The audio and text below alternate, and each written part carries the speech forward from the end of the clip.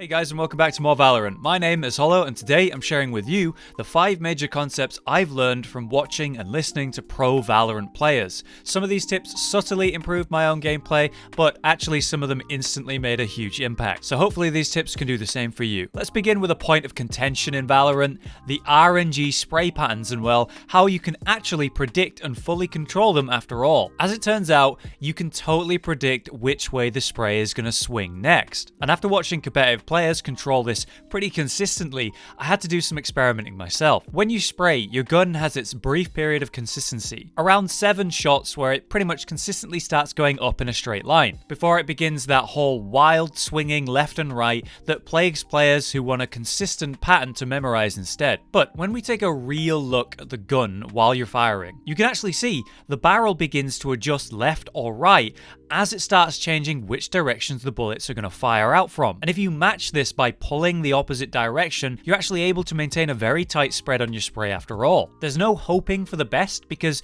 you can't predict the spray, you just watch the end of the barrel in your peripherals and then adjust based on which way it's turning. Let's be honest, it'd be nicer if we just had a consistent spray pattern to follow each time we spray and every time we do the same thing. But hey, at least the ability to actually predict and fully control it is infinitely better than genuine RNG that you've no control over at all. Jump into the range and try this yourself. If you train yourself to make use of this and accurately spray using this peripheral vision of the barrel, you could become an accurate spraying machine. Now let's jump into another one, a big one, that had a nice bit of impact on my gameplay instantly. It's about perspective and how to always have the advantage in a fight. Perspective in Valorant works just how it would work in real life, obviously, but I think the finer details of it can be used to our advantage in combat. Let me give you a quick example of how it works, and basically the 2 main ways you should peek based on the distance of the enemy. When we have 2 opponents very close to each other, we have 2 very close line of sights, but when we have a corner between them, like say here in the showers of bind, we can see a clear example of how important understanding perspective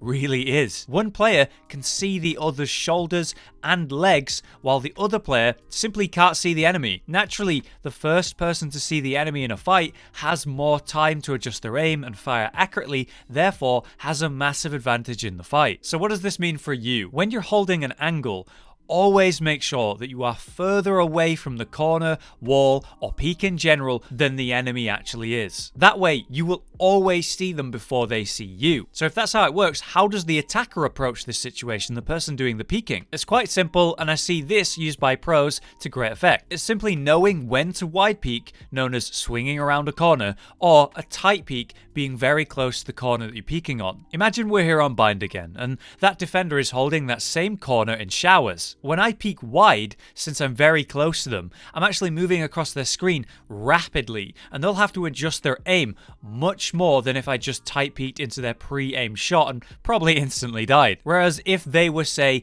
in heaven, watching the showers entrance, there's now a much greater distance between us. When I wide peek this angle, they barely have to adjust because I've not really moved much across their screen compared to when we're closer. This would be an easy shot for the defender if I were to try wide peek him at range. So, in this example, we'd better tight peek to get shooting as soon as possible and give ourselves the best chance of success. Here's the TLDR on that.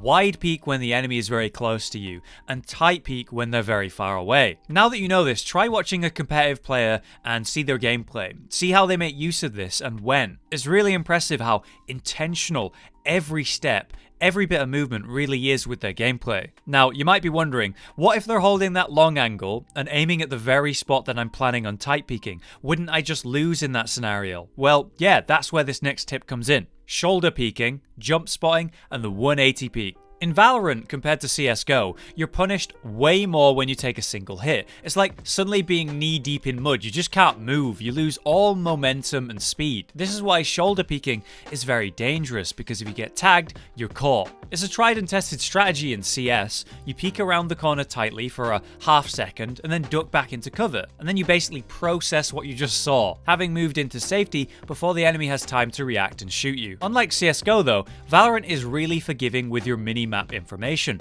and will show you what you just saw briefly on the minimap as a red question mark in the location you just saw an enemy. So you can give yourself an even better chance of survival than using shoulder peeks. Try jump spotting by jumping over terrain like boxes to briefly spot an enemy, maybe how they're holding that angle, how many there are, and 9 times out of 10 you'll be out of line of sight before they can even react to try to shoot you, and you've already gathered that information. When you do this, it often breaks the concentration of the enemy holding the angle, because now the position has been exposed and they probably want to reposition. In the case that you can't jump peek like bind showers to heaven, try the 180 peek. This works anywhere. Pull out your knife and jump out into the peek. Then, while you're in the air, spin around instantly and move back into cover. Basically, you jump forward and instantly turn around while in the air after you peek. Using the same info from sight or your minimap, you now know who was watching that angle. Even better, maybe they begin to move, or they started to spray in panic, losing accuracy, and then you peek for real with that tight or wide swing, depending on the situation, for an easy kill. Another way you can get yourself some easier kills, or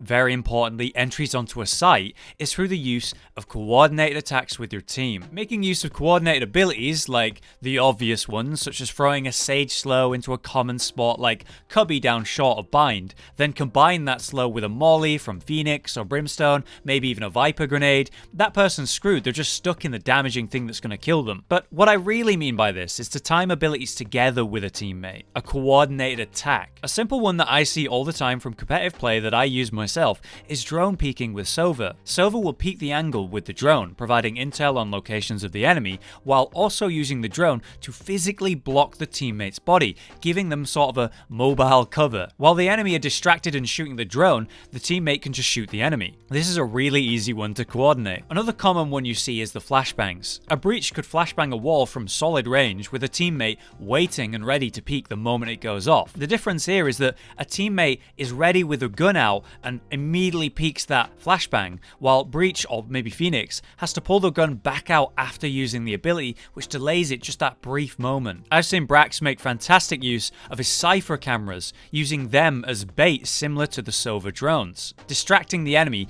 right as his teammate begins their peek. These types of baits or distractions using abilities, coordinated with even just one team member, maybe say your duo queue, can be devastating. If you can make use of one of these to say enter a site, it is round winning. So try use some of these tricks with a friend and see what you can get away with. Even something as simple as using jet dash to dash across a line of sight to distract an enemy while your teammate actually peeks the shot can do wonders. Finally, for our last concept I've learned from watching the pros is the concept I actually heard Mendo talk about, gambling. Some rounds you've just got to eco. Some rounds you just can't seem to predict where the enemy are going to 5-man hard rush because they love doing that. Some rounds it's just not been going well back to back and you need to do something new. This is where gambling should be considered. Gather your team and all hold the same angle or push. On an eco round, buy 5 sets of shorties and all rush a close range area. Like I see many players do, maybe try hold a random strange spot as a lurker for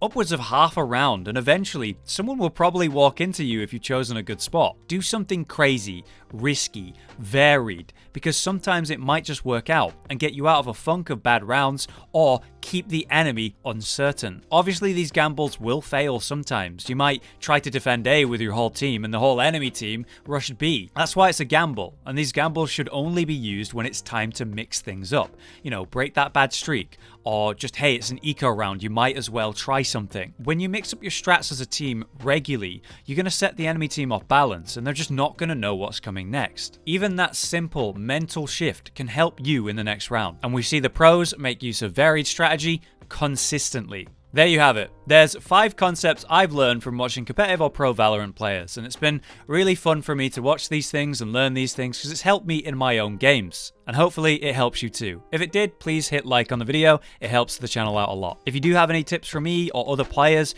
drop it in the comments. You might just help someone. Thank you very much for watching, and for now, I've been Hollow, you've been you, and I'll see you in the next video.